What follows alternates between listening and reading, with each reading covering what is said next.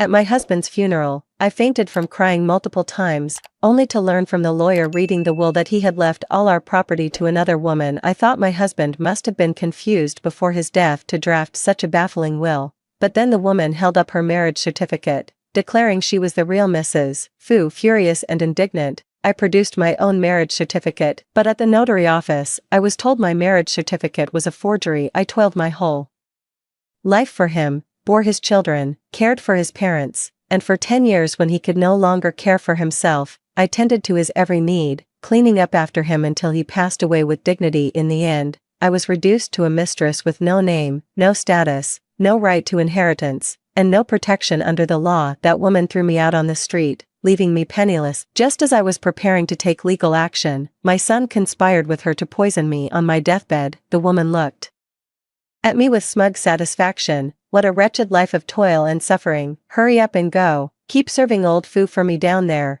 Only then did I realize that even the son I had cherished for over 20 years was not my own. When I opened my eyes again, I had returned to the year my husband had his stroke. I told you, I don't want water, get me a beer, are you deaf? The voice of my spouse of 30 or 40 years pierced my eardrums, laced with vile curses. With a loud bang, the enamel mug hit the floor, splashing scalding hot water all over me. The sudden scalding jolt snapped me to attention. Staring at the youthful-looking Fu Jiangwo, I realized I had been reborn, and reborn in the very year he suffered a cerebral infarction and was left paralyzed in bed. At that moment, he was still grumbling on, "You're living off my pension and can't even do a damn thing right. Is it really so hard to just get me a beer?" I gingerly touched my reddened, scalded skin, sucking in a sharp breath through my teeth. Just then, my son Fu Bo walked in and saw what was happening. He raised his voice and said, "Mom, what kind of care is this? Dad is unwell. How could you deliberately upset him and make his condition worse?" I was left speechless with anger. In my past life, this ungrateful wretch had sided with his father to bully me, yet, I foolishly believed that if I treated them with genuine kindness,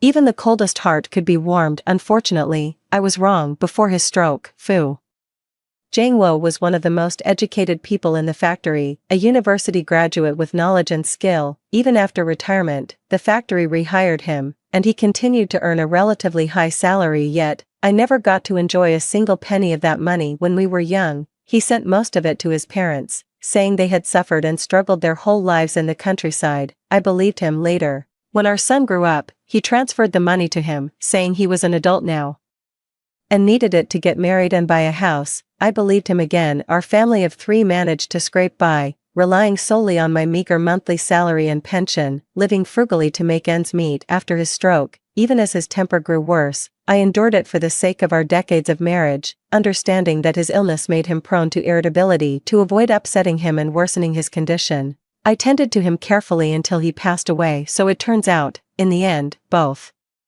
his salary and his pension ended up in the hands of his colleague, Zhang Lan. All my efforts over the past 10 years were for nothing. I've been wasting my time. Mom, stop spacing out and clean this up. Can't you see the floor's soaked, and Dad's mattress is wet again? Hurry up and change it. Wang Huixin, don't you dare push your luck. Get me a clean pair of underwear, now. You're such a lazy good-for-nothing. I must have been blind to marry you. You're utterly useless, worse than a pig, stupid, clumsy, and just a waste of the country's resources. I watched Fu Bo order me around like a servant. I watched my husband sit back, fully expecting me to wait on him hand and foot, only to curse me for my efforts. And that homewrecker, Zhang Lan, she got all the money, free from the burdens of raising children or tending to a husband, living a life of luxury and carefree indulgence every single day. Yet after a lifetime of backbreaking work, I was not only trapped in a sham marriage, but also thrown out of the home I'd lived in for decades, left penniless. My existence became worse than that of a stray dog. In the end, afraid I'd take them to court and expose the truth,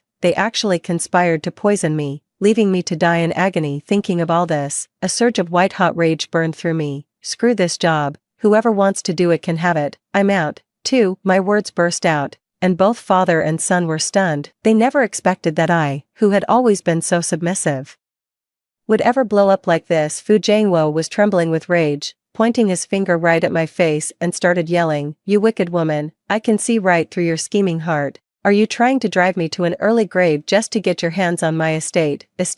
I scoffed inwardly. This apartment was originally allocated by my workplace. Somehow, he managed to secretly transfer the deed at some point. And after his death, he left the property to Zhonglan. I've never taken a single penny of his salary in this entire house. Is there even a dime of savings that belongs to him? Even the money for his hospital stay when he was sick, I scraped it together by doing odd jobs and borrowing from relatives and friends. Our son also flew into a rage. Mom, have you lost your mind? If you drive Dad to a breakdown, do you really think you'll have an easy life? Nonsense. My happy life will only begin again once I leave this old scumbag. Without a word, I strode to his bedside, picked up the soiled trousers he'd changed out of, reeking of urine, and flung them over his head. I've gone mad. You've all driven me mad, I continued, my eyes blazing red. Fu Jiangwo, from now on, your shit, your piss, your every bodily function has nothing to do with me. Fu Jiangwo's hand trembled as he pointed at me. I had never seen him so furious in my entire life. You're truly vicious,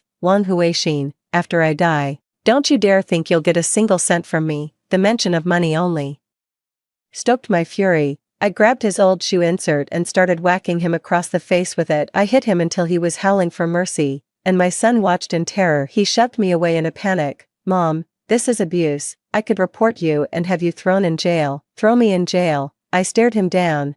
This was the person I'd slaved over for more than 20 years to raise, just like his father, utterly heartless, like father, like son, a real family, hearts beating as one, I said with thinly veiled sarcasm. Fu Bo caught the edge in my voice. His eyes darted away, unable to meet my gaze. Mom, what are you talking about? We're family. I was just stressed and spoke out of turn earlier. Dad's counting on you for his later years. I have to work and don't have the time. Don't be mad. Finish tidying up and start dinner. I'm hungry. I'm craving your braised chicken wings. In my past life, no matter what wrong my son did, I would always soften up the moment he acted cute. But now, seeing his scheming expression and his phony performance of mother-son affection, I just feel sick. You ungrateful brat, you side with your father to bully me, and you still expect my braised chicken wings, in your dreams. With that, I turned and walked straight into my room. I took out the property deed, and seeing my name still on it, I breathed a huge sigh of relief. Then, I found a spot and hid it away in secret. Little did I know, early the next morning, a crowd was already pounding on my front door. When I opened the door, I saw that my husband's entire extended family had shown up. They rushed straight to my husband's room, and immediately launched into a torrent of accusations against me. I can't believe you'd really treat my nephew this way. I didn't quite believe it when your son called me, but you're quite the actress, aren't you? Playing the devoted wife all these years. His aunt looked at me with disdain. You think she did it for nothing? Jiangwo was a senior engineer before he got sick, with a very high salary. She certainly didn't lose out. Seeing his relatives arrive, Fu Jiangwo began wailing and sobbing, pounding the quilt with tears streaming down his face. Aunt, uncle, you have to stand up for me. I've worked hard my whole life, and now that I'm sick, this wicked woman is tormenting me. I can't eat, I can't sleep, she just wants me dead. I never imagined that after living the first half of my life with such dignity, I'd end up being destroyed by this vicious woman. What a wretched, humiliating end. I might as well be dead. Fu Bo then jumped in. You're all elders to my father, you must stand up for him. They say a husband and wife are like birds in the same forest. When disaster strikes, each flies away. It couldn't be more true. I never thought my own mother could commit such a heinous, heartless act. She's utterly unworthy of being a mother.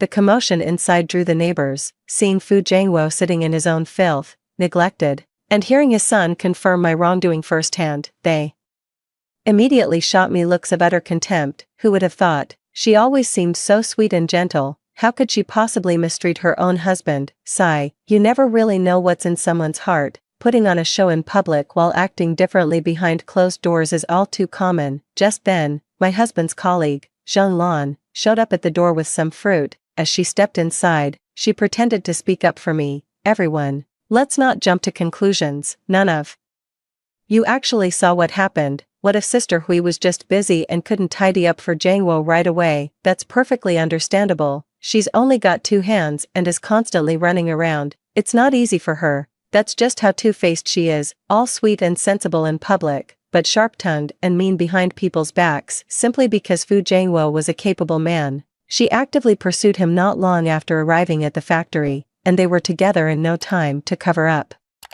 the scandal of having a child out of wedlock. On the very day my own baby died at birth, they handed me their newborn son, claiming he was mine, and that lie was kept up for over 20 years, free from the burdens of childcare and living comfortably off Fu Jianguo's salary. She looked at least a decade younger than me. Despite being the same age, hearing her considerate words, Fu Jianguo immediately responded, "Zhang Lan, you're just too kind-hearted, always seeing the best in people. Look at this dried urine stain on the pants. It's clearly not a matter of a momentary oversight." She glanced at the urine stain, covering her nose in disgust. "Sigh, sis, I really have to say something about this." Before she could finish, I slapped her across the face. "Who do you think you are, you little slut? My family's business is none of your concern." For she never expected me to slap her out of the blue and was completely stunned. Seeing me hit his mother, my son quickly shielded her behind him. "What's gotten into you this early in the morning? All of you, uncles,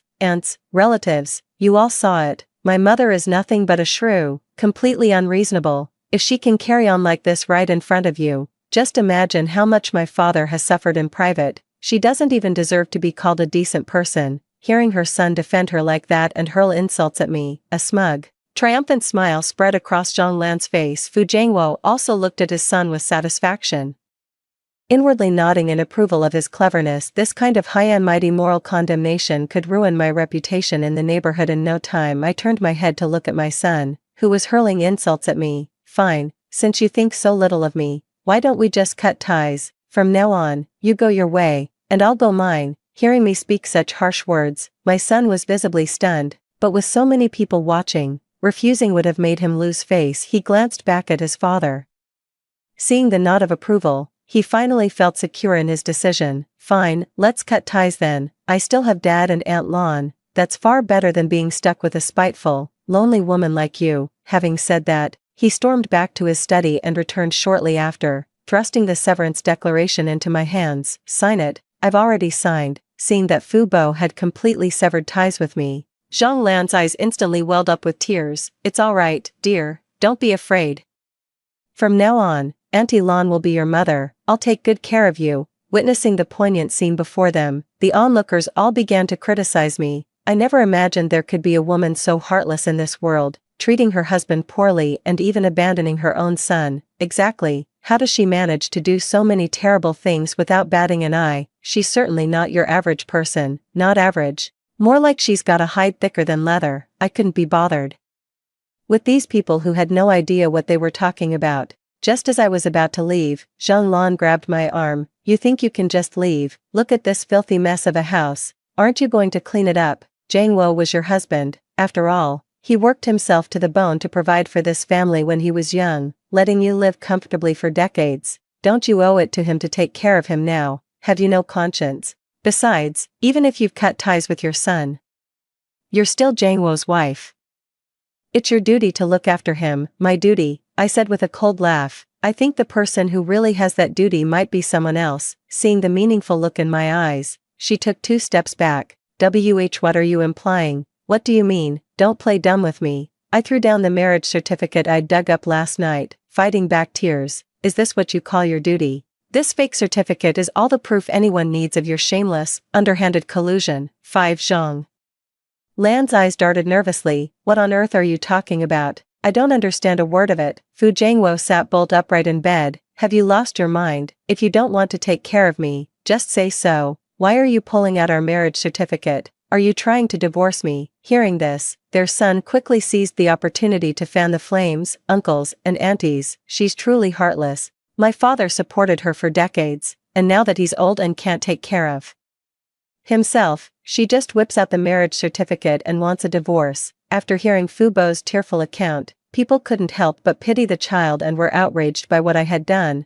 "As a woman, you're abandoning both your son and your husband. What on earth are you trying to pull? Are you even human? Everyone grows old someday. By doing this, you're breaking your son's heart. Don't expect him to take care of you in the future. You'll get what's coming to you." Seeing that no one believed me, I produced the certificate from the marriage registry. "Take a good look, all of you. This marriage certificate of mine is a fake. Do you have any idea what that means?" "It means all these years of my feelings, my marriage, were built on a foundation of lies." This man, lying helpless in bed, whom I never once looked down upon. He deceived me for over 20 years. If it were you, could you bear it? Everyone was stunned when they saw the document stamped with the red seal. No way.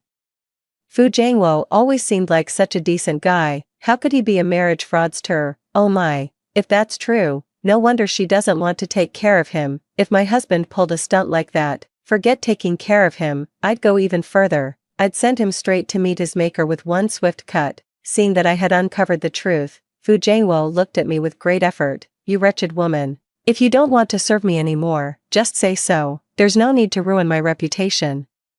I, Fu Jianguo, have always walked the straight and narrow. I don't know anything about any fake marriage certificate. Zhang Lan had calmed down by now and, feigning concern, took my hand to mediate. Sis, I know you're just speaking in anger. How could you possibly throw away all those years of marital affection in your heart? Let it go, let it go. What happens between husband and wife in the bedroom stays in the bedroom. Once it's over, it's over. Seeing her put on such a hypocritical act, I can't just let this slide. Zhang Lan, do you really think I don't know about that little mess you've got going on with Fu Jianguo? Hearing the insinuation in my words, everyone immediately perked up their ears, their faces lighting up with gossipy curiosity. Zhang Lan looked somewhat embarrassed. She let out a couple of awkward chuckles and said, "Oh, Sister Hui, since Brother Su and I work at the same factory, it's only natural we'd be in close contact. I completely understand why you might get the wrong idea, and I'll be more careful from now on, but please, don't let this come between you two.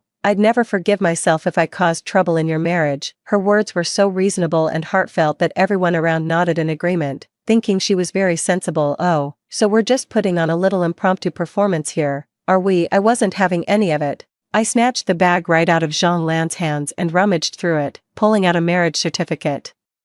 Still playing dumb with me, Zhang Lan, if I don't slap that smug look right off your face today. My name isn't Wang. 6. Seeing the marriage certificate hit the floor, Zhang Lan panicked instantly. Before she could even reach for it, the person standing closest snatched it up as if they'd struck gold. They shouted, "Look, everyone, this marriage certificate is between Fu Jianguo and her, not Wang Huixin." Oh my god. So you're saying Fu Jianguo really got married twice, once to Wang Huixin and once to Zhang Lan? That's just awful. No wonder he's bedridden. It's karma. Seeing them all speak up for me, I said gratefully, "Thank you for speaking up for me. I, Wang Huixin, married him and toiled for half a lifetime, only for him to pull this stunt. First, he held a wedding banquet with me and tricked me with a fake marriage certificate. Then he turned around and legally married Zhang Lan. That's bigamy. I'm going to sue him." Hearing that I was going to sue his father, Fu Bo got scared.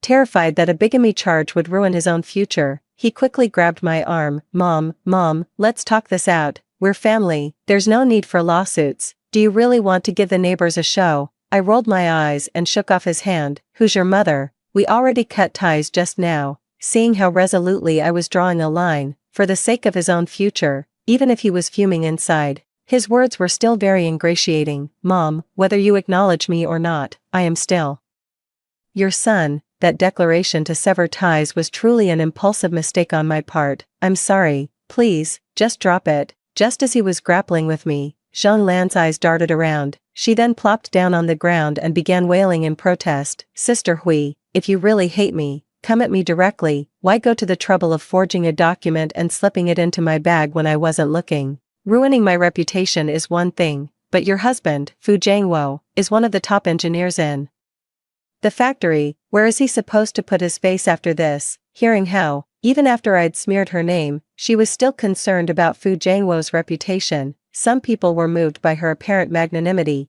Their gazes toward me once again turned critical. After listening, Fu Bo also had a sudden realization. Oh, so that's how it is. I was wondering how you knew so well that there was a marriage certificate in Aunt Lan's bag. You planted it there yourself, didn't you? My Aunt Lan is gentle and beautiful, and you're just jealous of her, right? Fu Jianguo's face flushed crimson with rage. How utterly malicious. You actually fabricated a fake certificate and slipped it into Xiao Lan's bag. What on earth were you trying to achieve? Wang Huixin, I've always believed I've treated you well, been good to our son, and taken responsibility for this family. Why must you always stir up trouble? Seeing Fu Jianguo speak up for her, Zhang Lan quickly put on her peacemaker act again.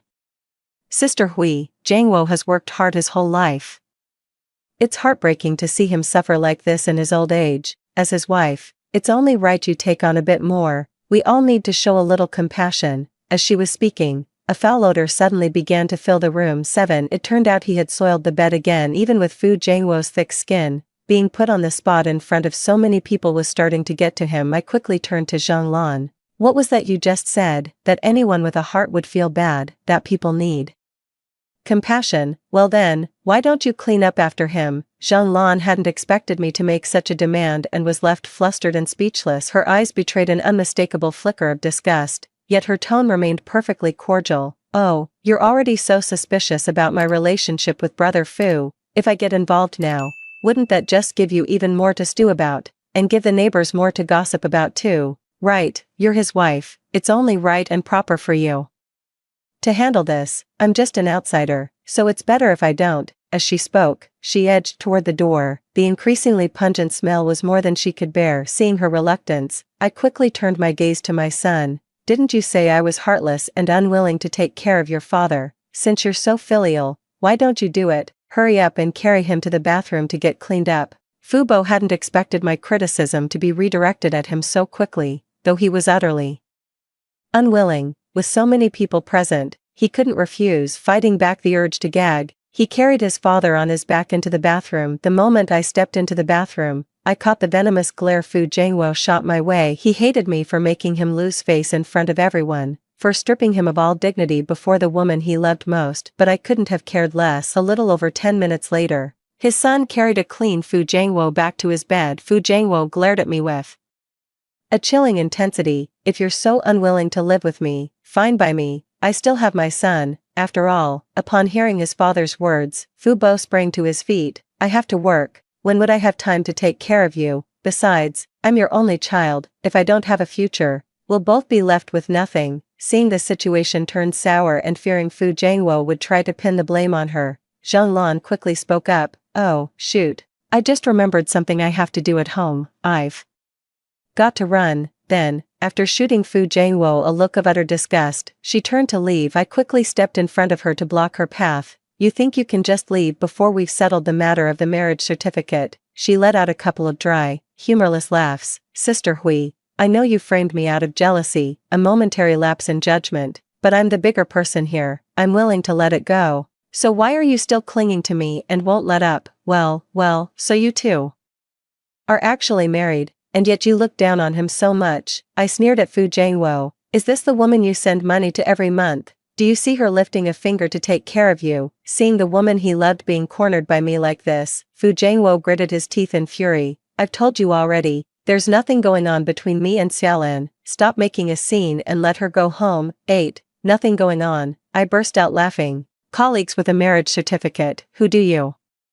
think you're kidding?" I showed everyone the bank transfer records. Now, who can still claim their relationship is completely innocent? If you call that innocent, then I suppose Shiman Qing and Pan Jinlian were innocent too. Everyone was shocked to see the fixed monthly transfer amounts. Realizing Fu Jianguo's treatment of Zhang Lan was anything but ordinary, who would believe there wasn't something fishy going on between the two of them? Under the weight of everyone's scornful gazes, Zhang Lan began to stammer. This is, staring at the irrefutable evidence. She racked her brains but couldn't come up with a single excuse. Everyone could see what was going on. "All right, Zhang Lan, drop the act. At your age, everyone knows what this means." "Exactly, you can't have your cake and eat it too. I always wondered how you could afford new clothes and shoes every other day on a factory salary. Turns out it's all from Engineer Fu's paycheck. TSK, and you have the nerve to submit party membership applications for 3 years running. Give me a break. A homewrecker like you isn't fit for it." Driven to a corner by the insults, Zhang Lan finally dropped the pretense and went all out. She was hopping with rage, shrieking, "So what? He's willing to spend money on me, which proves I've got what it takes. Wang Huixin can't even keep her own husband in check.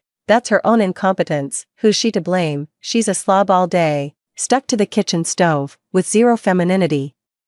She deserves to be husbandless." Hearing her brag so shamelessly about being the other woman, many of the women present were rolling up their sleeves, ready to throw a punch. "Have you no shame? Huixin's family is struggling so much, with the elderly sick and her husband paralyzed. How can you possibly have the nerve to ask for Jianguo's money? after all the wicked things you've done, aren't you afraid of being struck down by lightning? Jean scoffed lightly. Why should I be afraid? I didn't steal, rob, or swindle to get this money. I came by it honestly. All you angry women are just jealous of me. With that, she strode over to me in her high heels and said with a haughty air, let me tell you something. Don't you dare be jealous of me. If you've got what it takes, make him spend money on you, you old hag. As if you're even worthy. I slapped her across the face. Whether I'm worthy or not isn't for you to decide. Seeing me strike his beloved woman, Fu Jianguo was so furious. He could barely stay in bed, itching to kick me. You shrew, I want a divorce. Fu Bo rushed over as well. Go ahead, try hitting her again. Even though he's not my biological child, I've still poured my heart and soul into raising him for over 20 years. Watching him confront me so aggressively on her behalf chilled me to the bone. What? Are you actually going to hit me? 9. Fu Bo was intimidated by my ferocity. He stiffened his neck and retorted, well, you still can't just hit people. For no reason. She wrecked my home, seduced my husband, and stole money from my family. What? She doesn't deserve to be hit. I shot back. You're defending her so fiercely. What? Are you her son or something? Upon hearing this, Zhang Lan's face instantly changed. I'm warning you, Wang Huixin, you can eat whatever you want, but you can't just say whatever you want. First, you spread rumors about me marrying your husband, and now you're insinuating he's my son. A person's patience has its limits. Fu Bo also argued defensively.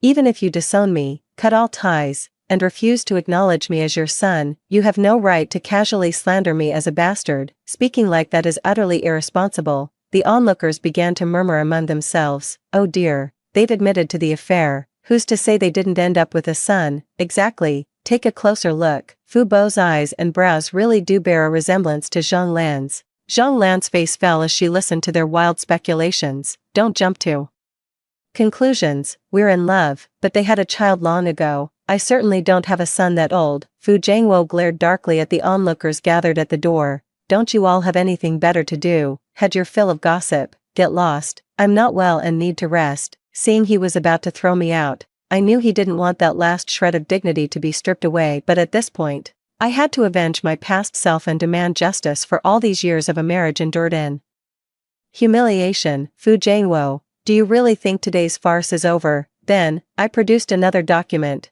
This is a paternity test I had done, comparing a single long hair I found on your suit with Fu Bo's hair. It proves the owner of that hair is Fu Bo's biological mother. I laughed until tears streamed down my face. So the child I've worked so hard to raise shares no blood with me at all. Fu Jianguo, you are truly despicable. You've been having an affair for over 20 years and made me raise your bastard son. The aunties and older sisters who had held back earlier were now utterly enraged. The moment I finished speaking, they set upon Zhang Lan, pummeling her with punches and kicks until she was howling in agony. She lay on the ground, pleading desperately, but no one came to her aid, nor did anyone speak up for her. In no time at all, her clothes were in disarray and her face was bruised and swollen. But this gang of women wasn't satisfied yet, continuing to beat her while hurling insults. That shameless, husband-stealing tramp should be thrown out of the factory immediately, or she'll ruin the whole moral atmosphere here. Getting pregnant before marriage is a complete disgrace.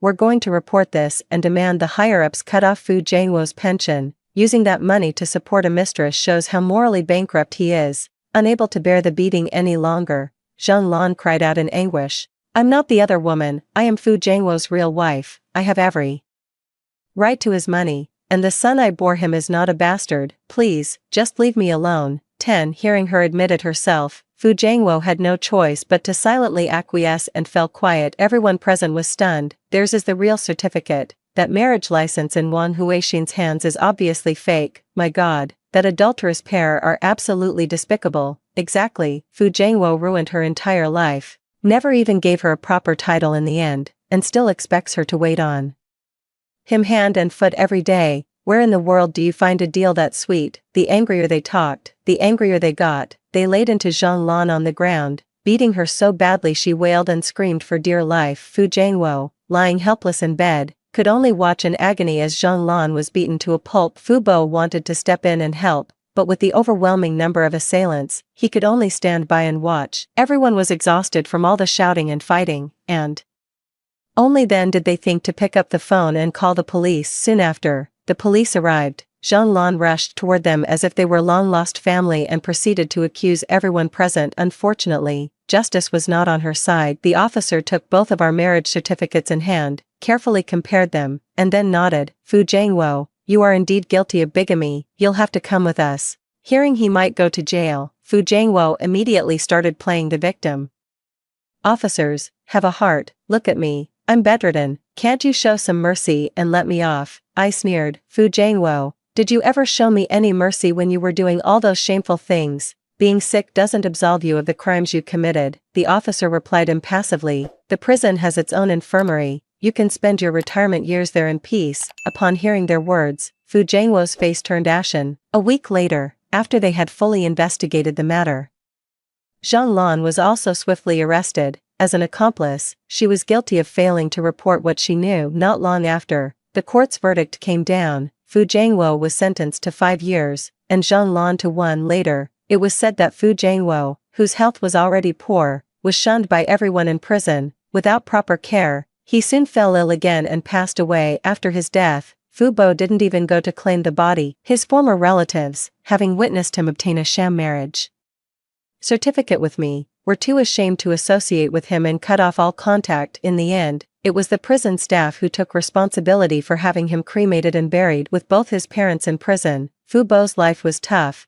Many state-owned enterprises wouldn't even consider hiring him once they heard about his family background. He had no choice but to toil away at odd jobs just to put food on the table. Later, he came looking for me again, kneeling and begging for forgiveness, but I felt not a shred of pity. Let bygones be bygones. Today is a new beginning. I kept my house and finally got Fu Jiangwo out of my life. I finally have time to do the things I love. When it's time to work out, I work out. When it's time to enjoy myself, I enjoy myself. Life is long, and I'm going to make up for all the regrets from my past life. The end. Story 2. Xiaoya, he whispered, his voice so low only the two of us could hear. Sign it, do it for me. His finger tapped the signature line on the consent form. It was still blank. Wanwan can't wait much longer, he added. Wanwan Lin Wanwan. That name was like a poison-tipped needle. It pierced my eardrum without warning. I know her, the indelible vermilion mark on Zhou Yuchuan's heart. His first love, the greatest regret of his life. Is her condition serious? I asked. My voice came out hoarse, unfamiliar even to myself. Leukemia, acute, the doctor said.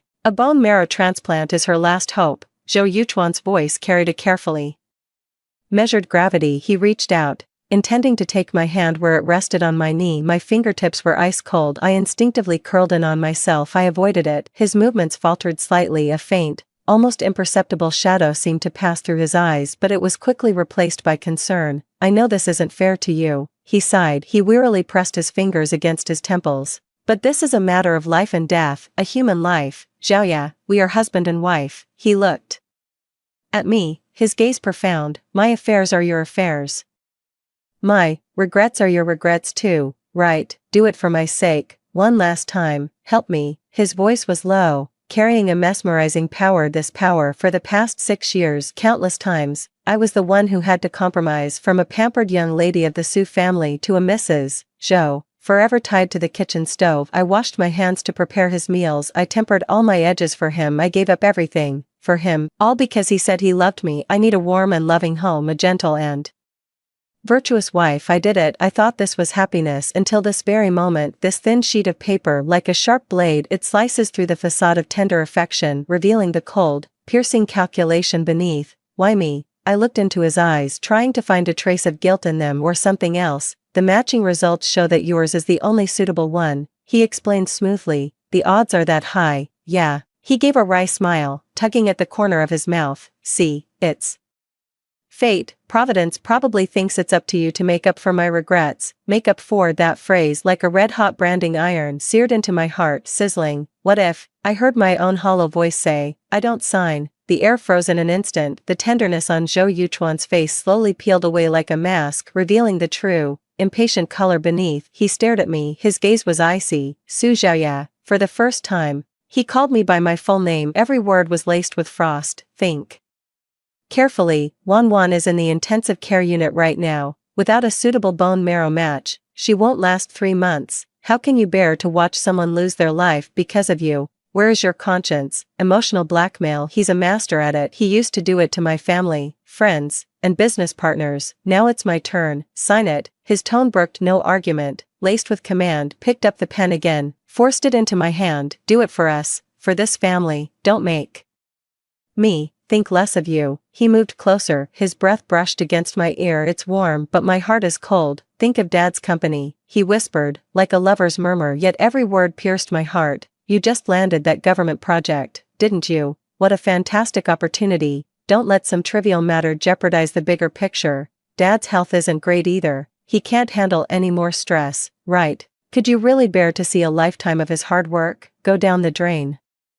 Because of a moment of your recklessness, a blatant threat, using my father, using his life's work, using the entire Sioux family to force me into submission. So that's how it is. My once tender and considerate husband had long since turned into a venomous serpent coiled beside me, poised to strike a fatal blow at any moment, all to save the one who held the moonlight in his heart. I held the pen. The metal barrel of the pen dug painfully into my palm, the clamor of voices all around, the sound of cart wheels scraping across the floor, the footsteps of the nurse, they all gradually faded into the distance. Nothing remained in the world but this sheet of paper, the blank signature line on the paper. Zhou Yuchuan's gaze, like two grappling hooks, was locked firmly on me, waiting for me to put pen to paper, waiting for me to yield. My throat tightened, my stomach churned, a wave of nausea washed over me. I need to use the restroom. I shot to my feet, the movement was too abrupt. He bumped into the trash can beside him. It landed with a loud clatter. Zhou Yuchuan frowned. Are you alright? He asked, his tone feigning concern. I didn't have time to answer. I practically stumbled into the nearby women's restroom. I locked the door behind me, shutting out the world outside, shutting out his disgusting gaze. The icy cold faucet turned on, the sound of rushing water. I cupped my hands, scooping up the cold water and splashing it over my face again and again, trying to quell the fire in my heart. Look up, look into the mirror. The face was deathly pale, devoid of any color. Dark, heavy shadows lay beneath the eyes. The gaze was hollow like an empty shell, a body drained of its soul. This is what 6 years of love has come to. The man who gave everything, with my health, with my father's legacy, to save the life of his first love. On what grounds? Just because I'm his wife, all because of I love you, so I'm just supposed to give everything. The churning in my stomach grew more violent. A surge of sour liquid rose in my throat. I doubled over. I retched violently over the sink. Nothing comes up, only a burning, searing pain. It's been days, this inexplicable, sickening feeling. It has been haunting me like an ominous shadow. I gripped the cold ceramic edge, gasping for air. My gaze accidentally swept over the nearby trash can, a discarded little white box. Half of it was sticking out. It looked very familiar. My heart skipped a beat. It missed a beat. Without warning, my hands were trembling. I fished it out of the trash.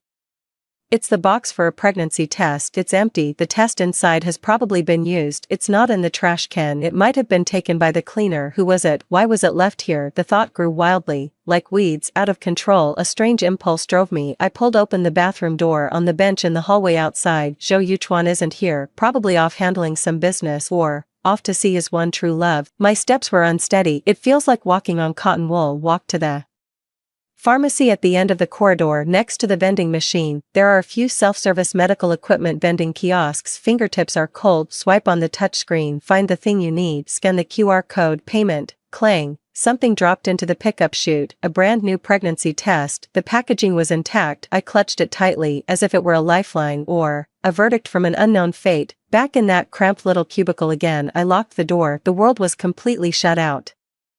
All that remained was the sound of my own heartbeat in the cramped space, thumping loudly, deafening. Open the package, take out that little plastic stick, follow the instructions. Then it's a long wait. Every second stretched into infinity. It felt as long as a century. My back was pressed against the icy door. I closed my eyes. I couldn't bear to look. Zhou Yuchuan's icy, threatening words, my father's increasingly stooped figure, those shareholders in the company, watching like hungry tigers. And then there's Lin Wanwan, the one lying in the hospital bed, the woman waiting for my bone marrow to save her life, the woman Zhou Yuchuan holds closest to his heart. They spun before my eyes like scenes from a revolving lantern. A wave of nausea rose in my stomach again. I covered my mouth. I fought it back. Time's up. I took a deep breath. Slowly, I opened my eyes. My gaze fell to my hands, to the small display window. My vision blurred for a moment. I blinked hard. I looked again, focusing intently. Everything was perfectly clear. 2 lines, vivid red.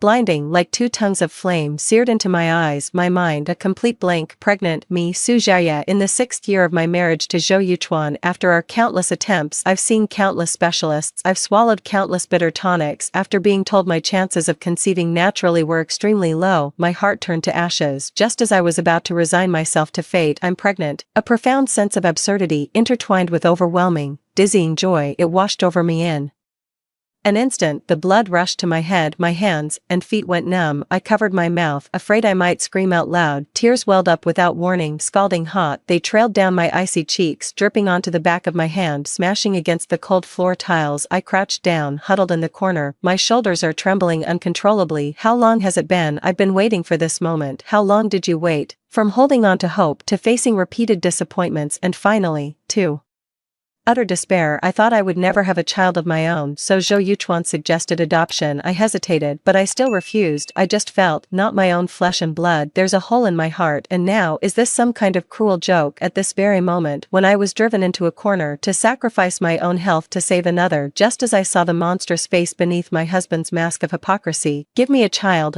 my hand out of control. She gently placed a hand on her flat stomach, right here. A tiny life was growing inside, mine and Zhou Yuchuan's child. No, it's my child, and mine alone. Zhou Yuchuan. The name felt like a bucket of ice water dumped right over my head. It instantly doused every last flame of elation, leaving only a bone-chilling cold. He forced me to donate bone marrow. At that very moment, right at this instant, he forced me to sign that consent form, donating bone marrow. What does it mean for a pregnant woman? A significant risk, the possibility of miscarriage.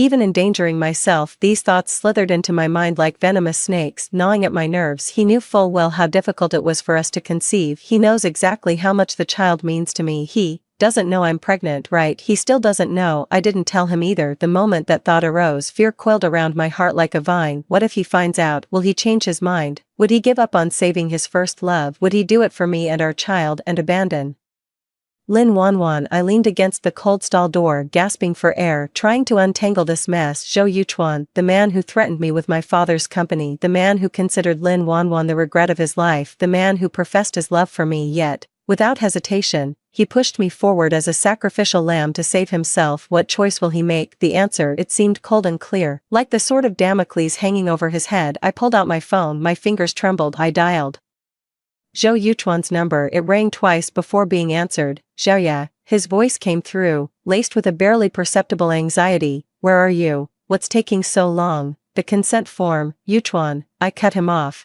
my voice terribly hoarse, each word scraping my throat like sandpaper. I don't feel well. What's wrong? The impatience in his tone grew more pronounced. The signature is urgent. The doctor is waiting. I took a deep breath, digging my nails deep into my palm, using the pain to force myself to stay somewhat lucid. I might not be able to go through with the donation. On the other end of the line there was a deathly silence, a few seconds, yet it felt as long as a century. Then I heard the sound of his suppressed rage, low, cold, like a serpent's tongue. Su Xiaoya, say that again. I'm not feeling well, I repeated, my voice trembling in a way I hadn't even noticed. It's serious. I can't right now. Can't. He let out a cold, mocking laugh even through the phone receiver. That laugh sent a chill down my spine. What's wrong with you? I think the problem is in your head. Listen to me, Su Xiaoya, you will sign this today, whether you want to or not. Don't try any funny business with me. Wanwan can't wait any longer. Get out here and sign this right now, immediately, or else what? I retorted, my voice strangely calm like the sea before a storm. Dead silence, brewing with the power to destroy everything. Otherwise, he said,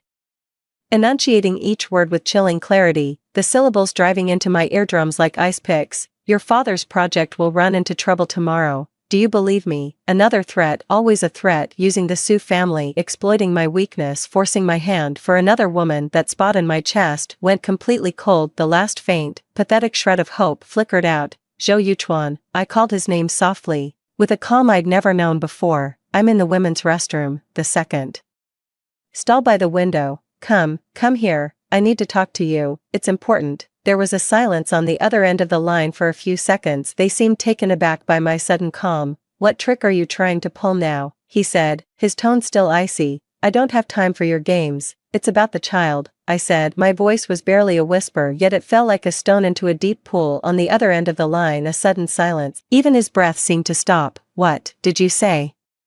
His voice cracked, no longer a cold command but an unbelievable shock or even a hint of barely perceptible panic. Come here, I repeated, then hung up the phone. Without a moment's hesitation she took the pregnancy test showing 2 red lines along with its packaging, and flushed it all down the toilet. Press the flush button, whoosh, the water instantly swept them away, gone without a trace. Without a trace I straightened my clothes, opened the stall door, walked to the sink. The person in the mirror.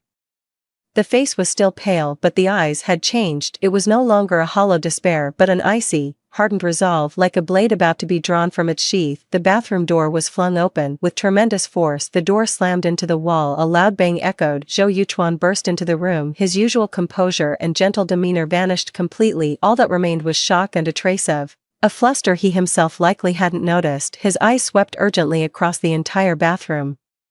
Finally, they fixed on me. What did you just say on the phone? He strode over to me in a few steps, his breath unsteady, and grabbed my wrist with a force that felt bone-crushing. What child? Say that again. His eyes were locked on me, trying to find any trace of a lie on my face. You're hurting me, I said calmly. The voice was flat and devoid of inflection. He jerked his hand back as if burned, but his gaze remained locked on me. Xiaoya, don't joke around, not at a time like this. I'm not joking, I cut him off, staring straight into his face, which was twisted with shock and disbelief. I'm pregnant, Zhou Yuchuan, it's our child. Every single word fell with perfect clarity onto the cold tile floor. Zhou Yuchuan's expression frozen in an instant, as if frozen solid, stunned, ecstatic. Then came a vast emptiness and struggle. The look in his eyes was indescribably complex, like a spilled paint palette. His lips parted. He seemed to want to say something, yet no sound came out. I just took the test, I added, my tone as flat as if I were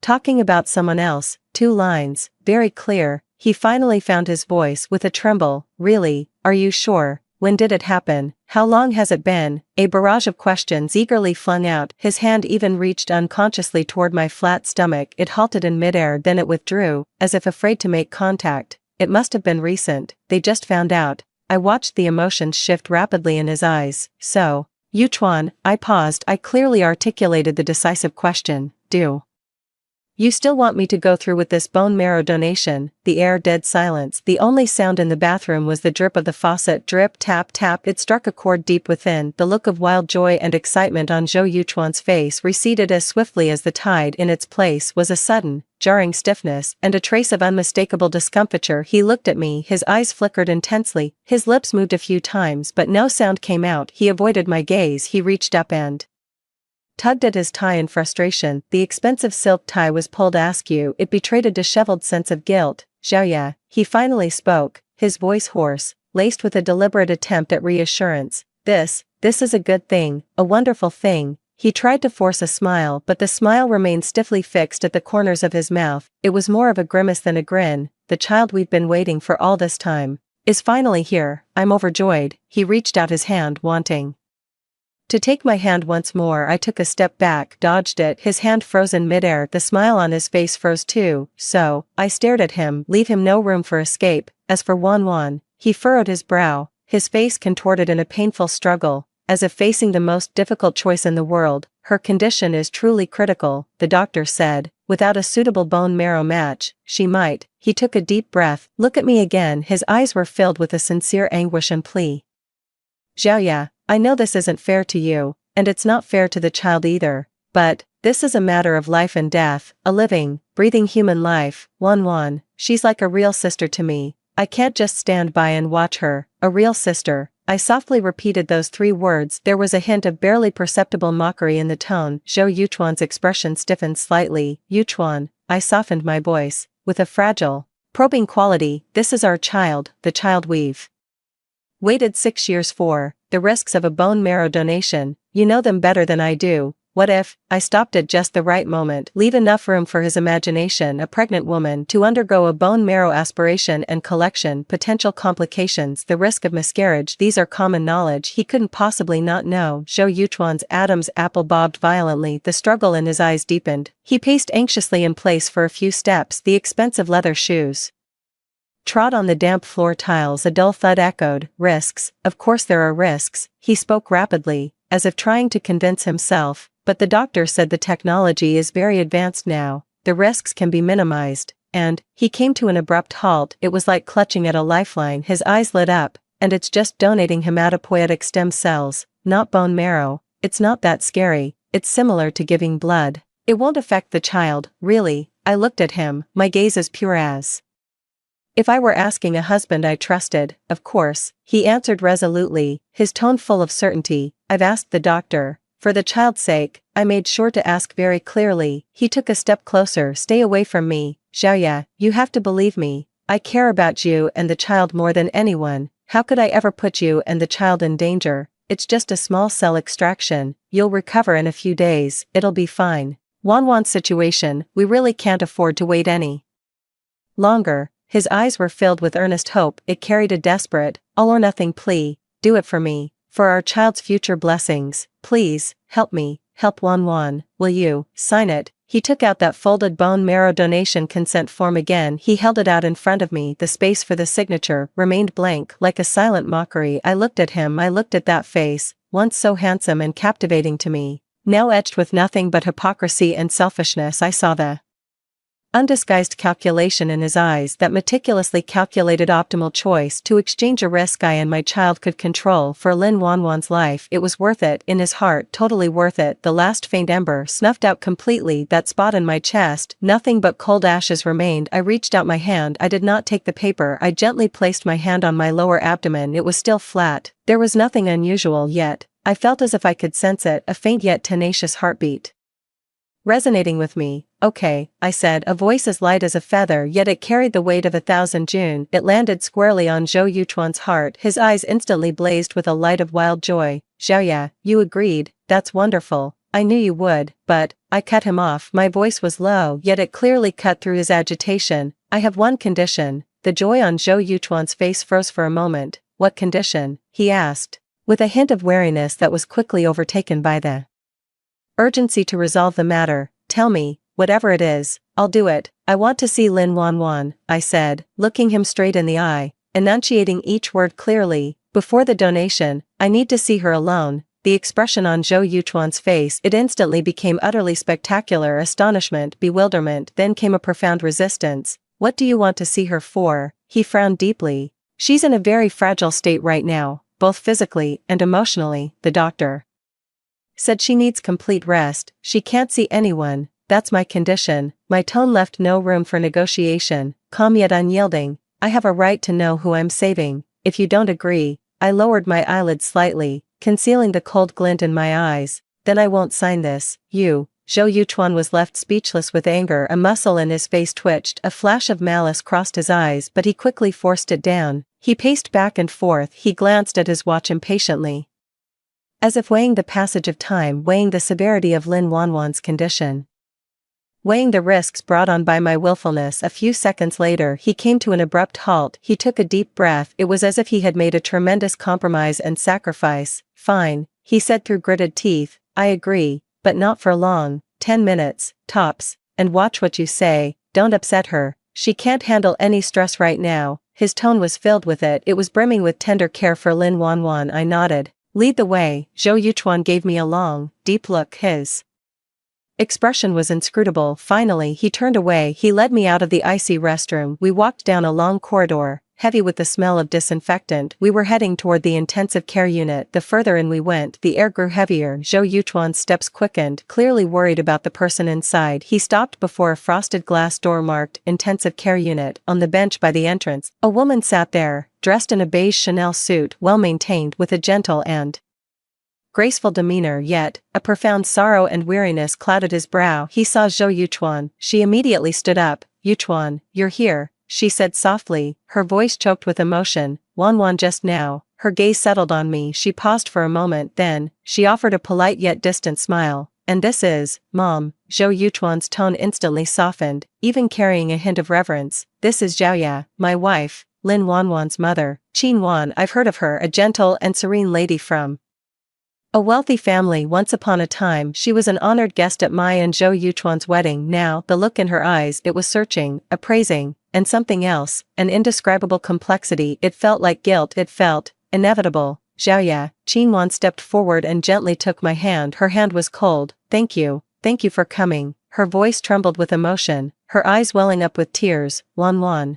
I'm entrusting Wanwan's life to you. She looked at me intently, her gaze was filled with gratitude and a trace of barely perceptible pleading. It was like watching a last, desperate lifeline. I pulled my hand back. The movement was small, but it was decisive. Qin Wan's hand froze in midair. A flicker of embarrassment crossed her face. Mom, Xiaoya wants to go in and see Wanwan. Zhou Yuchuan quickly interjected, breaking the awkward silence. Qin Wan was taken aback for a moment. She then looked at Zhou Yuchuan. Her eyes held a question. Zhou Yuchuan gave her a nod. Just 10 minutes, he emphasized, then turned to me. Xiaoya, say something. I know. I cut him off, my gaze shifting to the closed frosted glass door. Qin Wan hesitated, the words catching in her throat. In the end, she just sighed. Well, all right then, you two. Talk it out properly. She took a step back. Zhou Yuchuan stepped forward. He rang the doorbell. He spoke a few quiet words into the intercom. The door was opened from within. A nurse in sterile isolation gear peeked out. Family of Lin Wanwan, yes. Zhou Yuchuan said quickly, my wife would like to see her. Just for 10 minutes. The nurse glanced at me. There was a hint of pity in his eyes. And something else. Something hard to define. Come in. Be quiet. The patient needs to rest. I changed into the sterile gown the nurse handed me. I put on the mask and cap, following behind the nurse, stepping into that world filled with the beeping of machines, the heavy scent of antiseptic, various tubes, and wires connected to the frail figure on the hospital bed. Lin Wanwan. She woke up, propped up in the hospital bed. Her face was as pale as a sheet. Her lips were almost devoid of color, yet the delicate contours of her fine features were still discernible. Fragile, a sight that stirred pity in anyone who saw her. She saw me come in her large eyes, which had been somewhat lifeless, a profoundly complex light instantly flashed. Surprise, fearful, nervous, and a trace of barely perceptible hostility. She instinctively glanced behind me. She seemed to be looking for Zhou Yuchuan. Miss Lin, I said as I approached the bedside, my voice muffled by the mask. The nurse glanced at us. She quietly retreated to a piece of equipment farther away, but he hadn't left. The hospital room was very quiet. Only the steady, rhythmic beeping of the monitors filled the air. Mrs. Zhou, Lin Wanwan spoke, her voice weak and breathy. Thank you for coming to see me. Her gaze settled on my lower abdomen even through the loose, sterile gown, yet that look held a piercing intensity. It gave me a sudden feeling of unease. Yuchuan, she seemed to want to explain, but didn't know how to begin, her eyes darting away. He told me about you. Thank you so much for being willing to save me. I didn't come here to listen to your thanks, I said calmly. My gaze swept over her hand, which lay outside the blanket. Slender, a delicate platinum chain adorned her wrist. The pendant was a small, exquisite letter Z, the initial of Chuan and Zhou Yuchuan's name. His personal mark. Once upon a time I've received a similar custom gift before, only it wasn't long after we got married. I stopped wearing it a long time ago. Lin Wanwan noticed my gaze. Instinctively, I tried to pull my hand back under the covers. The movement tugged at the 4-line beside her. It caused a slight tremor. She grew flustered. Mrs. Zhou, Lin Wanwan, I cut her off, my gaze shifting from her wrist back to her pale face. What is your relationship with Zhou Yuchuan? Blunt, sharp like a scalpel, it struck a nerve, hitting her where it hurt most. Without warning, Lin Wanwan's face instantly drained of its last trace of color. It became paler than the white wall behind her. Her eyes widened in terror. Look at me. Her lips trembled. We're friends, she stammered incoherently, her gaze darting nervously toward the door as if seeking refuge. Good friends, like brother and sister. I repeated softly. My gaze fell on the conspicuous C etched on her wrist. A silent accusation. Lin Wanwan abruptly withdrew her hand under the covers. Her fingers clutched the corner of the quilt, white-knuckled. Her knuckles were clenched so tight they turned white. Why yes, she whispered, her voice a faint, tearful thread. Mrs. Zhou, please don't misunderstand. I leaned forward slightly. The distance closed. I could clearly see the fine beads of cold sweat breaking out on her forehead, and the unmistakable terror in her eyes. Lin Wanwan, I whispered, my voice dropping even lower so only the two of us could hear. Ice cold, devoid of any warmth. That bracelet on your wrist, Zhou Yuchuan gave it to you, didn't he? Does he often keep you company at that apartment in Stellar Bay? Is that photo of the two of you still in this safe in his study? You too. With every word I spoke, Lin Wanwan's body trembled violently. Breathing became rapid. The heart rate number on the monitor began to spike. A beep beep beep alarm sounded. She let out a sharp, startled gasp as if an invisible hand had seized her by the throat. She stared at me with a look of sheer terror as if looking at a monstrous creature. The nurse rushed over immediately. What's wrong? The patient mustn't get agitated. She shot me a stern look and quickly checked the monitors. Miss Lin, relax, take deep breaths. Lin Wanwan gasped for air. Her chest heaved violently. Tears welled up and overflowed. She pointed toward the door. Her voice broke. Go, let her go, get out. The look in her eyes as she stared at me, it was full of fear and a hint of malice. The nurse immediately turned to face me. Her tone was firm. You there, family member. The patient is agitated. I need you to leave the room immediately. I straightened up. I took one last look at the figure on the bed, curled into a ball and trembling. Mission accomplished. Take care, Miss Lin, I said calmly. I turned. Without a backward glance, I walked out of that oppressive, deceit-filled hospital room. The door closed behind me. It shut out the chaos inside. Zhou Yuchuan and Qin Wan immediately crowded around. Well, what did you say to her? Zhou Yuchuan's face was ashen as he grabbed my arm with considerable force. How could she suddenly become like this? Qin Wan also looked at me anxiously. There was reproach in his eyes. I just asked a few questions, I said calmly, shaking off his hand. What questions? Zhou Yuchuan's gaze was sharp. I asked what her relationship with you was, I said, meeting his gaze frankly. I asked for some details. You, Zhou Yuchuan's face instantly darkened with rage, a vein throbbing at his temple. Su Xiaoya, have you lost your mind? I told you, she can't handle any stress. Why would you ask her those things? I just wanted to be sure, I said, meeting his furious gaze head on, to be sure exactly what kind of friend I'm about to sacrifice my own health, and possibly even my child, to save. I deliberately emphasized the word friend. Zhou Yuchuan's expression froze instantly. A flash of profound guilt flickered in his eyes. But he recovered his composure quickly. You're being completely unreasonable. He pointed a trembling finger at my face. If anything happens to Wanwan, it'll be on you. Yuchuan, that's enough. Qin Wan anxiously pulled at his arm from the side, then turned to me with a pleading look. Xiaoya, Wanwan, she really can't take it. What happened in the past, it doesn't matter anymore. Saving her life is what's important right now. Her words like the final straw. It completely shattered a fragile, false equilibrium. Does it even matter anymore? Yeah, in the hearts of Zhou Yuchuan and those around him, only Lin Wanwan's life matters. My feelings, my own health, even the child I carry within me, none of it matters. All of it is expendable. I stared at his face, contorted with rage. I met Qin Wan's pleading gaze. My eyes were fixed on the tightly shut door of the ICU. My heart clenched as if gripped by an icy hand, and slowly released. Good, saw it clearly now. I'll sign it. I looked at Zhou Yuchuan. I enunciated each word clearly. The fury on his face instantly froze. It was replaced by sheer astonishment. It seemed they hadn't expected that,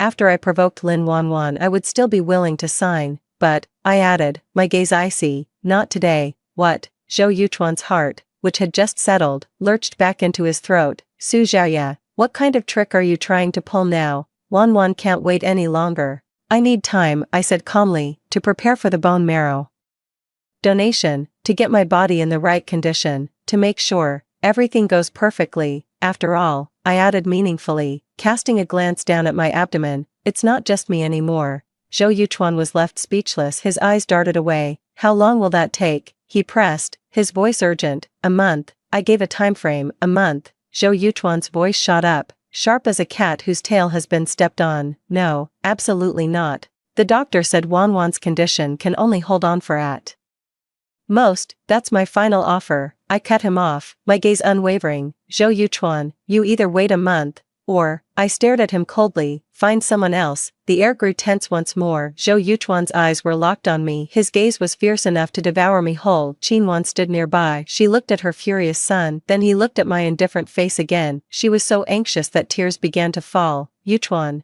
Xiaoya has a point. She just got pregnant. Her health is the priority. A month. Maybe we should just, Mom, Zhou Yuchuan interrupted her impatiently. He paced back and forth like a caged beast. Finally, he came to an abrupt halt. Look at me. His eyes were dark and stormy. Fine, Su Xiaoya. He spat out the words through gritted teeth. 1 month. You have exactly 1 month to prepare. For this entire month, you rest up and take care of yourself. You're not going anywhere. 1 month from now, I want to see your signed consent form, lying on the operating table. Otherwise.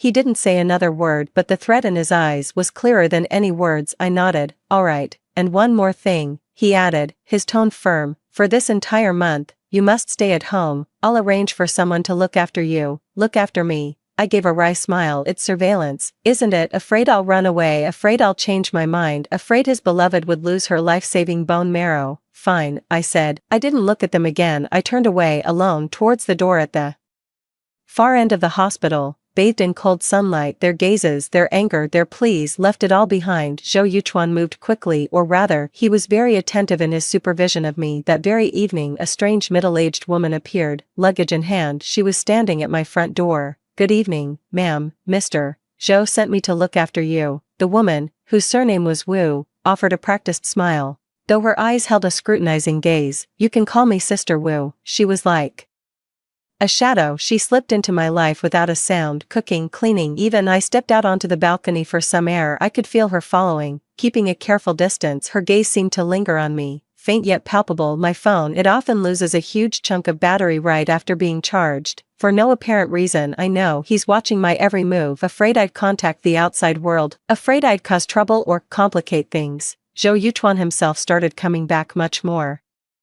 frequently. Gone were the days when he'd disappear for 10 days or a fortnight at a time. He comes home on time every single night. He eats with me the lavish, yet utterly bland, nutritious meals prepared by Sister Wu. After dinner, he considerately keeps me company while I watch TV, or perhaps sitting in the study, handling documents. The study door always left slightly ajar. I can feel it, his gaze, slipping through the crack in the door from time to time, landing on me with a subtle, appraising look. Xiaoya, how are you feeling today? He asked, entering with a glass of milk, his face wearing a perfectly measured gentleness. Has the baby been giving you any trouble? I took the milk from him. I didn't drink it, set it aside. It's fine. How about having Sister Wu accompany you for the prenatal checkup tomorrow? He suggested casually. I've already arranged for a specialist to ensure the baby's health. No need, I refused flatly. I'll go by myself. The smile faded slightly from Zhou Yuchuan's face. I'm not comfortable with you going alone, he said gently, yet with an air of finality. Let Sister Wu accompany you, for safety. The hospital is crowded. Or, he took a step closer, resting his hand lightly on my shoulder. I could make some time tomorrow morning to go with you. No need for the trouble, I said, moving away from his hand. Sister Wu will be fine. Zhou Yuchuan stared at me for a few seconds. His gaze was deep and penetrating. Finally, he gave a faint smile. Okay, I'll follow your lead. Call me anytime if you need anything. He turned and left. He closed the study door behind him, shutting out his inquisitive gaze. I sat on the sofa. My hand rested gently on my lower abdomen. I felt the warmth there. Still flat. This child, it is my only weakness. It is also my current greatest bargaining chip and, most importantly, it is central to my plan, a crucial piece of the puzzle. Zhou Yuchuan's surveillance was tight, but he was, after all, only human. There were bound to be oversights. For instance, the supposedly impenetrable safe in his study. The combination was his usual set of numbers. I know all too well. On one of those evenings when he came home late from business entertainment, slightly tipsy, after being helped into the bedroom by Sister Wu and falling into a deep sleep, I was wearing soft slippers. I stepped silently into the study. Moonlight filtered through the blinds, casting dappled shadows on the floor. The safe stood right beside the desk. It stood there quietly, like a silent, hulking beast. I walked up to it, crouched down, reach out a hand, fingertips glide lightly over the cold metal keypad. Zhou Yuchuan's password habit. It always comes back to those few numbers. His birthday, my birthday, and then, the date that was deliberately forgotten, the day Lin Wanwan left. It was also the eternal regret in his heart. I tried enter a set of numbers. Beep, a faint buzz, error prompt. The warning light on the safe flickered. My heart skipped a beat and then another, but I didn't stop. I took a deep breath. I entered another set, a combination of my birthday and his. Beep, still an error. The warning light flashed faster. Last chance. I closed my eyes for a moment. My fingertip hovered over the keypad. Slowly, I typed in that date, the day he would drink himself into a stupor. Alone, every year. Deep in the drawer of his desk, a date was still cherished, along with an old photo of Lin Wanwan. Click, a soft sound. In the silent study, unusually clear, the safe's door popped open a crack. Done. A cold, white light illuminated the interior of the safe. There wasn't much inside. A few thick document folders, some cash and gold bars, and then a square velvet jewelry box. I took out that box, opened it. It wasn't jewelry inside. It was a ring, a platinum ring with diamonds, For a woman, the design is simple and elegant. Inside the ring band engraved with 2 letters, Z and W, Zhou Yuchuan Lin Wanwan. Beneath the ring, a folded piece of paper was pressed underneath. I unfolded it. It was a marriage registration application form. Applicants, Zhou Yuchuan, Lin Wanwan. Date, 6 years ago, just 1 month before Zhou Yuchuan and I got our marriage certificate. On the form, both signatures are clearly visible. Zhou Yuchuan's signature is a bold, flowing scrawl. Beside it, still bearing the crimson fingerprint, time, place, characters crystal clear like a sledgehammer blow. It slammed into my temple. A dull roar. Bigamy. Zhou Yuchuan. He actually, before he married me, he's already registered his marriage with Lin Wanwan. Then what does my marriage to him count for? A complete and utter sham. For what purpose? For the Su family's money, for his Zhou family's precarious business. No wonder they'd been married for 6 years. He never once mentioned taking me to meet any of his so-called old classmates. No wonder he always uses being busy with work as an excuse. He's absent from every occasion that requires a couple's joint presence. No wonder he acts that way towards my family. There was always a deliberate sense of distance and formality. So that's how it is. He was already someone else's husband, and as for me, Su Xiaoya, so I was the one who came later. I was the one he deceived for 6 whole years. He bled me dry and then cast me aside, and in the end, he'd push me out there to sacrifice my health and my child. What a fool, rushing off to save his lawful wife. A metallic, coppery taste flooded my throat. I forced myself to swallow it down. His knuckles were white with the strain. He was on the verge of crumpling the thin sheet of paper. Rage, it spread like a wildfire. It washed over me in an instant. It burned away the last, pitiful remnants of feeling. I carefully folded the registration form and placed it back where it belonged. The ring was returned to the jewelry box. The safe was closed. All traces were erased. Returned to the living room. Sitting in the darkness, moonlight filters through the window, casting long shadows on the floor. Cold, it left me utterly clear-headed. Zhou Yuchuan, since you want to play, then let's see who played dirtier. In the days that followed, I became the most docile pregnant woman under Sister Wu's meticulous care. Focus on taking it easy and resting. Zhou Yuchuan was quite pleased with my cooperation. The gloom on his face lifted considerably. The way he looked at me, there was even the occasional flicker of genuine anticipation. For this child who arrived so unexpectedly, he was probably genuinely happy. After all, it was his own flesh and blood. It was just that this joy, compared to his deep affection for Lin Wanwan, seemed so utterly insignificant. He's still going on business trips. I know he's going to see Lin Wanwan to console his legitimate wife who is hanging by a thread. I seized every prenatal checkup as an opportunity. Inside the hospital restroom, staying out of Sister Wu's line of sight, dialing an encrypted number on the other end of the line. It was my father's most trusted, long-serving subordinate, the pillar of the Su Group's legal department, Attorney Chen. Uncle Chen. My voice was hushed, barely audible through the poorly soundproofed door. I need you to look into a few things for me. First, check the marriage registration records for Zhou Yuchuan and Lin Wanwan from 6 years ago. The location is the Civil Affairs Bureau in City B. Second, find out who holds the property rights for apartment 2801,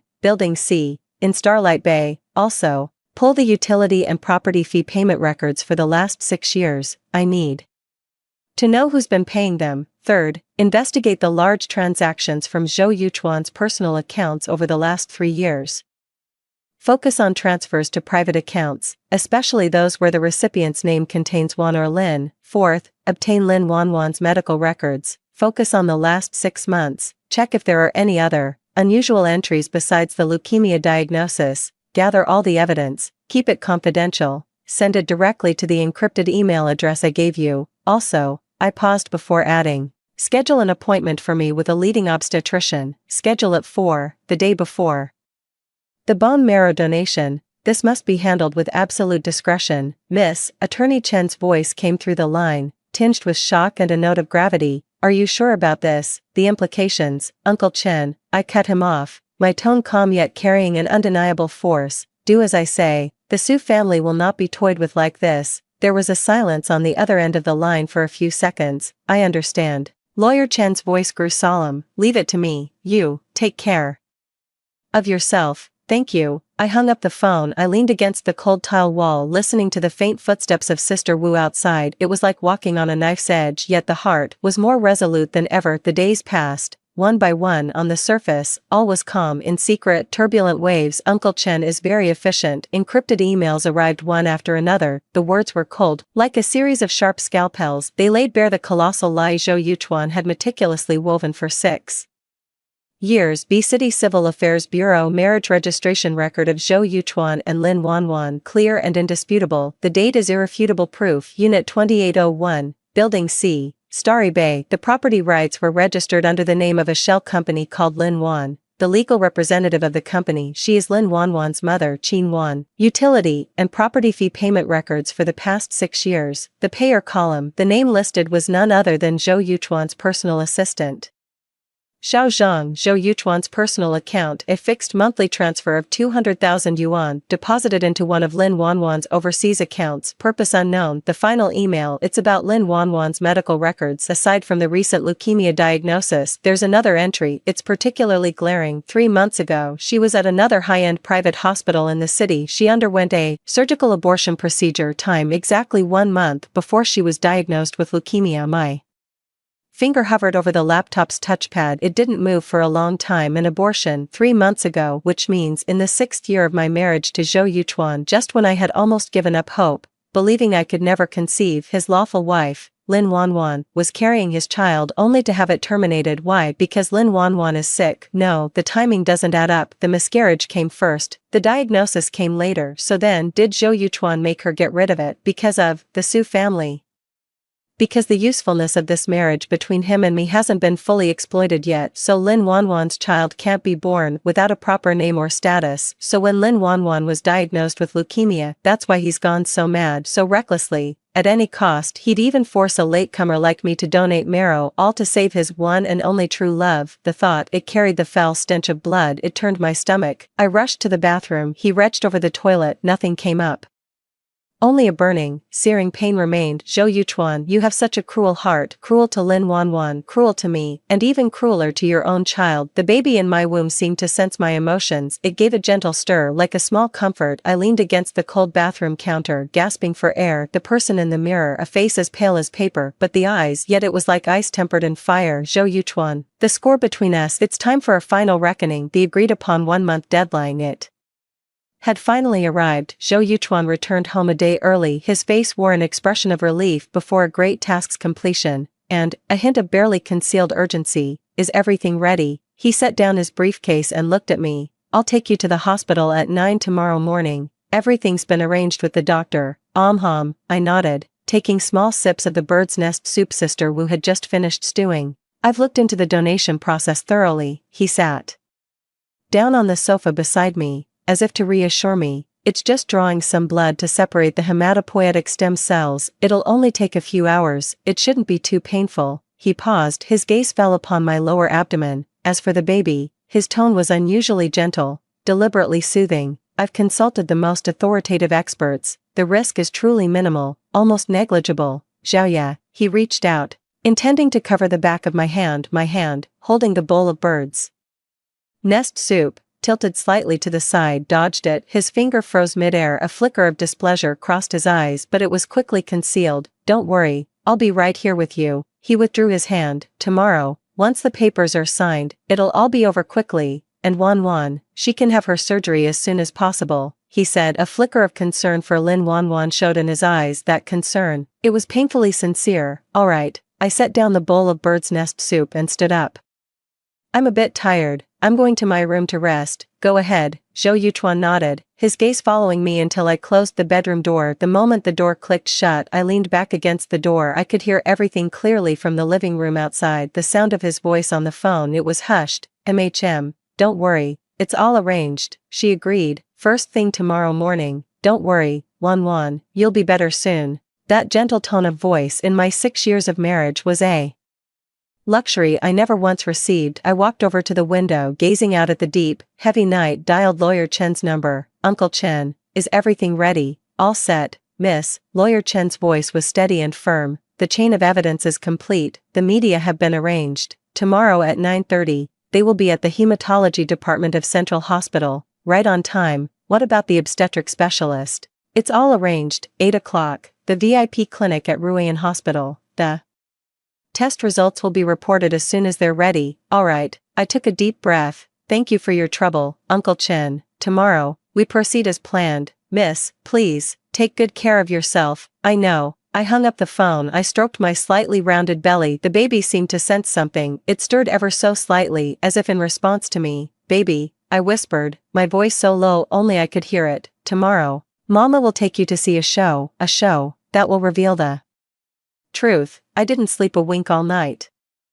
The sky was just beginning to lighten. Sister Wu had prepared a hearty breakfast bright and early. Zhou Yuchuan sat at the head of the dining table. He was looking at the newspaper, but his gaze kept drifting toward me. There was a hint of subtle urgency in it. "Eat up," he said, putting the paper down, his tone gentle. "You'll need your strength for later." I ate in silence. The food was tasteless. 7 o'clock. Zhou Yuchuan picked up the car keys. "Let's go." He took the wheel himself. Sister Wu sat in the passenger seat. I sat in the back, watching the streetscapes blur past the window, heartbeat steady, no ripples of emotion. The car wasn't headed for Central Hospital. Instead, I turned onto another road. "Where are we going?" Zhou Yuchuan frowned, looking at me in the rearview mirror. "Ruan Hospital," I said calmly. "I have a prenatal appointment." Zhou Yuchuan's expression darkened instantly. "Su Zhaoya." His voice was laced with anger. "Do you not know what day it is? How can you be thinking about a prenatal checkup now? Wan is waiting for that life-saving donation." "I know," I said, meeting his furious eyes in the rearview mirror. "That's precisely why I need the checkup, to make sure the baby is okay before the donation. You promised me that." Zhou Yuchuan's grip on the steering wheel tightened abruptly. His knuckles turned white. He was clearly struggling to contain his anger. Finally, he jerked the steering wheel. The car turned around, heading in the direction of Ryan Hospital. "Hurry up," he said, his tone icy. "Don't waste any time." The VIP consultation room at Ryan Hospital, the gray-haired obstetrics authority, Professor Zhang, personally received them. A thorough examination. The ultrasound probe glided across the belly. On the screen, the tiny embryo was beginning to take human form. The heartbeat was strong. Zhou Yuchuan stood nearby. He was looking at the screen. His expression was somewhat complicated, but more than that, it was restlessness. He kept glancing at his watch. "Doctor, what's the news?" he couldn't help but ask. Professor Zhang studied the report carefully. His expression was grave. "The fetus is developing well at the moment," he said, putting down the report and looking at me. "But Ms. Su, your physical condition is not ideal." Zhou Yuchuan's brow was deeply furrowed. "What do you mean?" "The patient has mild anemia and low blood pressure," Professor Zhang said, adjusting his glasses. "And on top of what you mentioned earlier, she's scheduled for a hematopoietic stem cell donation today." He looked at me. I nodded. "Well," Professor Zhang's brow furrowed even deeper. "Mr. Su, as a doctor, I must warn you, while hematopoietic stem cell donation is relatively safe, the risk factor increases significantly for a pregnant woman.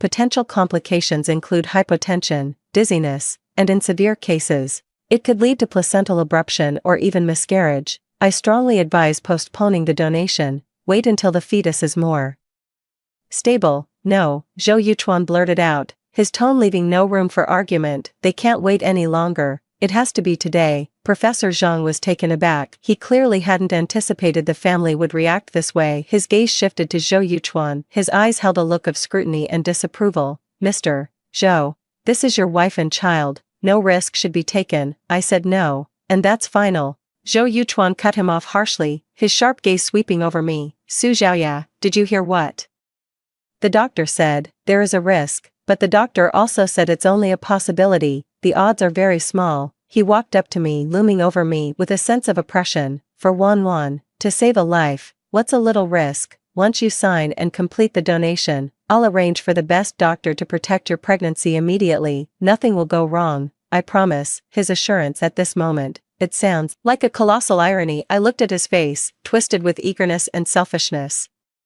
into something almost monstrous. He rose slowly to his feet. "Professor Zhang, could you please prepare a detailed prenatal checkup report and a risk assessment?" I said calmly. "Of course." Professor Zhang nodded immediately, gave me a sympathetic glance, and began typing rapidly on the computer. The report was printed out shortly after. It's written in black and white. All the metrics were clearly stated, along with the conclusion that pregnant women face higher risks when donating hematopoietic stem cells, and it is strongly recommended to postpone the procedure. I took the report, folded it neatly, put it in the bag I carry with me. "Now," I said, looking at Zhou Yuchuan's ashen face, "we can go." Central Hospital, Hematology Department. The atmosphere was heavy in the corridor. Zhou Yuchuan's parents, Lin Wanwan's mother Qin Wan, and several important relatives of the Zhou family had all arrived. They see us, all eyes turned toward us with anticipation, with scrutiny. Zhou Yuchuan's father, Zhou Zhenghua, a stern-faced middle-aged man, he stepped forward to greet us. Yuchuan, Xiaoya, his gaze settled on me, carrying a hint of patriarchal authority. Is everything ready? Zhou Yuchuan nodded, giving me a meaningful look. Dad, Mom, Auntie, Xiaoya is all ready, we'll go sign now. Qinwan immediately stepped forward, her eyes were rimmed with red. She grasped my hand tightly. Xiaoya, thank you. Thank you for saving Wanwan's life. Auntie is going to kneel to you. She made as if to kneel down. Zhou Yuchuan swiftly caught and steadied her. Auntie, please don't. This is what Xiaoya should do. Zhou Yuchuan said firmly. Just doing my job. I sneered inwardly. I withdrew my hand from Qinwan's grasp. Where is the signing room? I asked. This way. Zhou Yuchuan immediately led me to a nearby room. Inside the room, a doctor and a nurse were already waiting. On the table, there lay the familiar bone marrow donation consent form and a pen. Please have a seat, Ms. Su, the doctor said, gesturing for me to sit down as he prepared to explain the procedure and the risks. Zhou Yuchuan stood by my side, his gaze burned into the paper, the urgency in his eyes, it was almost palpable. Xiaoya, sign it, he urged in a low voice. I picked up the pen, the nib hovered over the signature line, it did not descend, all eyes were upon me, the air seemed to freeze. Zhou Yuchuan, I put down my pen, I looked up, my gaze fell upon him, the sound echoed clearly in the quiet room. Before you sign, in front of the doctors and nurses, in front of all these elders, I want to ask you one last question. Zhou Yuchuan's brow furrowed deeply, his face showed undisguised irritation. Su Xiaoya, what are you trying to do now? Can't any questions wait until after you've signed? Just one question, I insisted. His gaze was calm and unreadable. You answer me, then I'll sign. Zhou Yuchuan took a deep breath, suppressing his anger. Fine. Ask away. I looked at him word for word. He asked clearly, Lin Wanwan, is she your wife? Boom, this sentence, like a bomb dropped into deep water, it instantly ignited the entire room. Dead silence, absolute silence, the expressions on everyone's faces froze solid. Shock, unbelievable, the irritation and impatience on Zhou Yuchuan's face vanished in an instant, replaced by something else, a sudden, shocking horror, and the pallor of being publicly flayed. His pupils contracted sharply. He stared at me as if he'd seen a ghost, his lips trembled, he wanted to say something, but no sound came out. Qinwan, standing behind him, let out a sharp gasp, instinctively covered their mouth, their face turned deathly pale. Mr. and Mrs. Zhou, his eyes widened in utter shock, it was as if he was seeing his own son for the very first time. Xiaoya, you, what nonsense are you spouting? Zhou Yuchuan's mother snapped back to her senses, her voice shrill. It's not nonsense, I said, standing up. My gaze swept across every stunned face in the room. It finally settled on Zhou Yuchuan's pale, contorted face. I reached into my bag and pulled out the prenatal exam report. Unfold, place it on the table, in black and white, crystal clear. Then he produced another thick manila envelope. With a sharp slap, he slammed it down right next to the prenatal exam report. Zhou Yuchuan, my voice cold clear like the final gavel of judgment. You and Lin Wanwan were legally married in City B 6 years ago. The proof is right here. The apartment at Star River Bay, the enormous monthly allowance you faithfully send her. And then there's, my gaze, the words cut across Zhou Yuchuan's ashen face like a knife. 3 months ago, the child you made her abort, that is also irrefutable evidence. You married me under false pretenses, you're a bigamist. All this time, you've been playing the part of my devoted husband, all while draining the Su family's resources. And on the side, you've been supporting your legal wife, Lin Wanwan. Now, you're still forcing me, the other woman, to sacrifice myself and my child to save your lawful wife. Zhou Yuchuan, have you no conscience? Was it eaten by a dog? Every single word was like it carried the force of thunder, crashed down violently in the silent room. It hit Zhou Yuchuan right in the face. It struck at the hearts of everyone in the Zhou and Lin families. No, that's not true. Zhou Yuchuan staggered back a step, his face drained of color as he looked around in panic. She's lying. She's insane, slandering me. He wanted to snatch that file folder. I swatted it away. Slander, I sneered. Pulling out my phone, I quickly tapped open an audio file. I cranked the volume to maximum. Zhou Yuchuan's voice, it came through clearly. Wanwan, we should terminate the pregnancy. Why, Yuchuan, this is our child, Lin Wanwan's voice, choked with tears, the Su family, we can't afford any complications right now. This child, it's illegitimate. It's not good for you, or for the child. Be good, get rid of it, later, we'll have a child later, I promise, Zhou Yuchuan's voice, weary and resigned, a clear audio recording like a series of stinging slaps striking Zhou Yuchuan right across the face, striking the face of anyone who dared to offer an excuse. Zhou Yuchuan froze completely like a clay statue drained of its soul, his face turned from pale to ashen, then from ashen to livid. He stared fixedly at the phone in my hand. His eyes were filled with venomous hatred and a madness bent on destruction. It's fake, all of it is fake. He roared like a madman and lunged forward. Su Xiaoya, you bitch, how dare you record this? Stop him. The doctors and nurses, snapping out of their shock, rushed forward. The scene instantly descended into chaos. The Zhou and Lin families were in utter chaos. Screams, accusations, excuses, screams, a chaotic uproar. At this moment of peak chaos, the door to the room, it was flung open. A crowd of reporters with cameras and microphones, they swarmed in. A barrage of camera flashes lit up the room.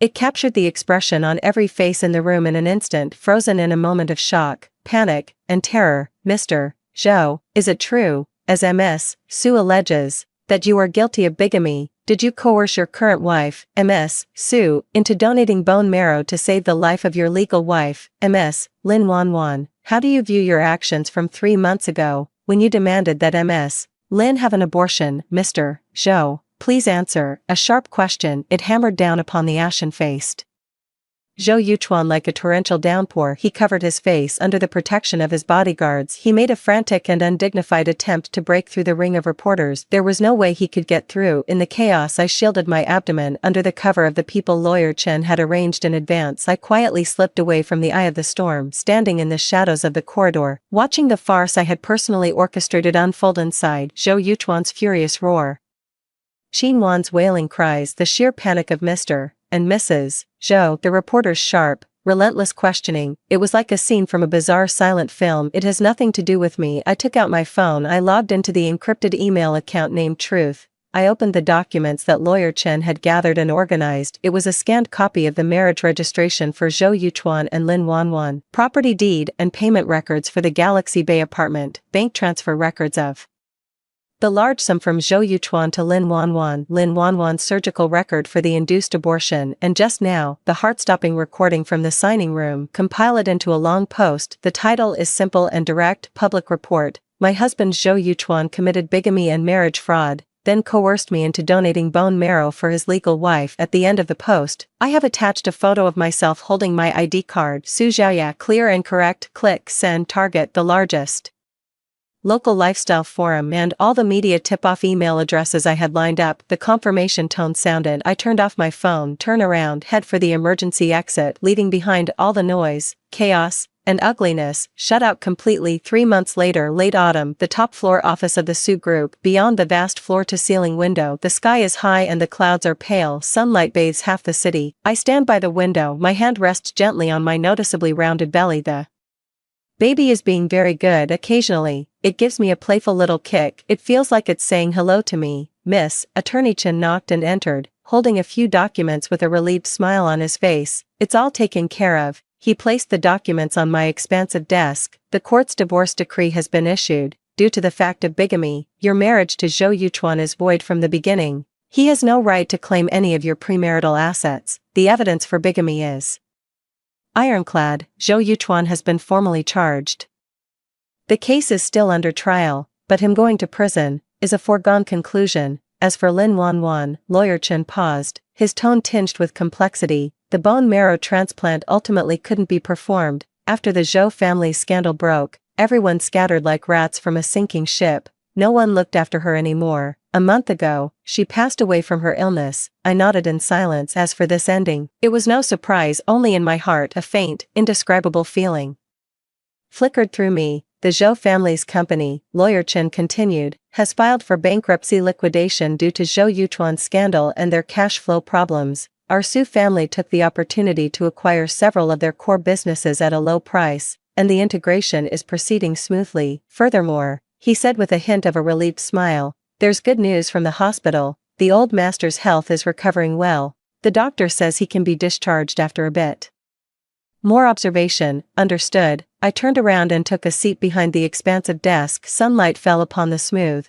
solid wood of the desk warm and bright. Uncle Chen, thank you for your hard work. It's my duty. Lawyer Chen looked at me, his eyes filled with relief and a trace of barely perceptible concern. Young miss, are you all right? I smiled. My gaze fell on a photograph in a frame on the corner of the desk. It was from my childhood. My father was holding me in the garden of the Su family's old house. The sun is shining brightly, the smile is warm. I'm fine, I said softly. Her hand rested on her abdomen once more. She felt the gentle rhythm of new life within. I've never felt better. The office door gave a soft knock. The secretary peeked her head in. Ms. Su, your scheduled prenatal appointment is due. All right, I said. Getting to my feet, I picked up the cashmere shawl draped over the back of the chair, wrapped myself up. Lawyer Chen quickly stepped forward. Shall I see you out? No need, I shook my head, a gentle yet resolute smile appearing on my face. I'll go by myself. Stepping out of the Su Group headquarters building, the autumn sunlight fell upon me. It was warm and soothing. It dispelled the slight chill of late autumn. The street was a constant stream of traffic. Pedestrians hurried along. I cradled my lower abdomen. I walked slowly along the sidewalk, feeling the warmth of the sun, feeling the gentle breeze against my cheek, feeling the little life inside